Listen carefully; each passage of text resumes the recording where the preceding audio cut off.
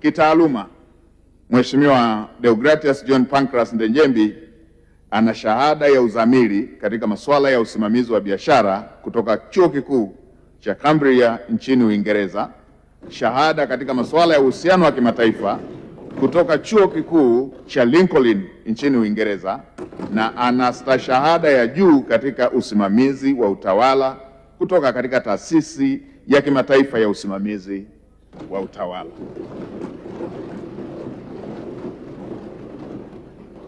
Mheshimiwa Spika, nafasi ya makamu wa rais ni nafasi yenye dhamana kubwa katika uongozi wa nchi yetu.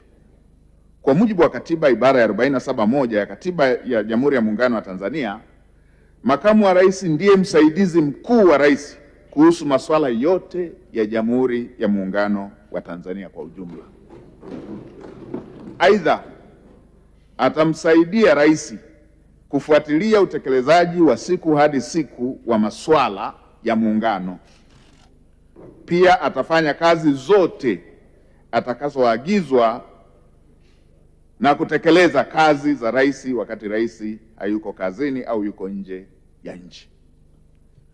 Aidha, kwa mujibu wa ibara ya 47(8) makamu wa rais hutekeleza madaraka yake chini ya uongozi na usimamizi wa rais na uwajibika kwake kuhusu mambo au shughuli atakazokabidhiwa na rais.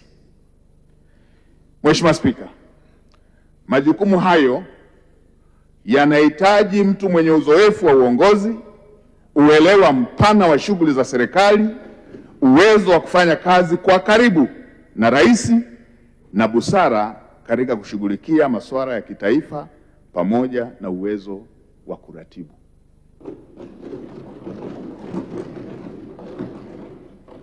Na kufuatilia utekelezaji wa majukumu mbalimbali ya serikali. Mheshimiwa Spika, Yohana 1:47, basi Yesu akamwona Nathaniel anakuja, akanena habari zake, Mwisraeli kweli kweli, hamna hila ndani yake. Mheshimiwa Rais amemteua Mheshimiwa Deogratius John Pancras Ndejembi kwa kuzingatia pamoja na mambo mengine uzoefu alioujenga katika uongozi wa kisiasa na katika nafasi mbalimbali serikalini. Mheshimiwa Spika, kadhalika Mheshimiwa Deogratius John Pancras Ndejembi si mgeni katika uongozi wa umma na katika siasa za nchi yetu. Amekuwa akijihusisha na shughuli za Chama cha Mapinduzi kuanzia kwenye jumuiya kwa kipindi kirefu.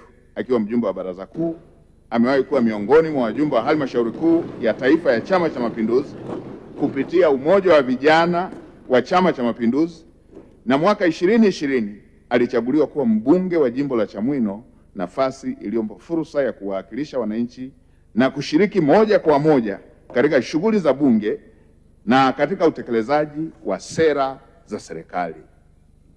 Aidha, kabla ya kuwa mbunge, Mheshimiwa Ndejembi alihudumu kama mkuu wa wilaya katika wilaya ya Kongwa.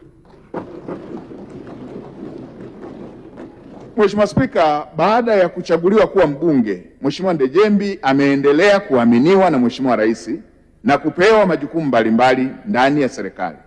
Amehudumu kwa nafasi ya naibu waziri, ofisi ya Rais, management ya utumishi wa umma na utawala bora, naibu waziri, ofisi ya Rais, tawala za mikoa na serikali za mitaa, na amehudumu kama waziri wa nchi, ofisi ya waziri mkuu anayeshughulikia kazi, ajira pamoja na vijana na watu wenye ulemavu.